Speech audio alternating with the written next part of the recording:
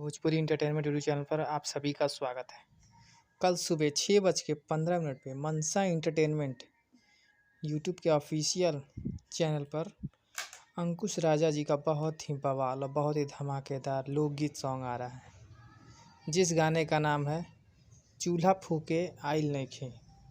इस गाने को गाया है अंकुश राजा जी ने और शिवानी सिंह ने,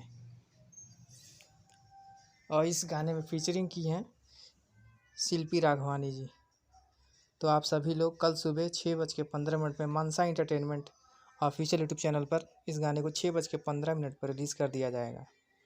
इसी प्रकार भोजपुरी से जुड़ी हर एक खबर को पाने के लिए हमारे चैनल भोजपुरी इंटरटेनमेंट को सब्सक्राइब करना बिल्कुल ना भूलें और बेल आइकन को ज़रूर दबाएं, ताकि हमारे चैनल पर जो भी वीडियो अपलोड हो सबसे पहले आप तक उसका नोटिफिकेशन पहुँचे। फिर मिलेंगे अगले अपडेट के साथ।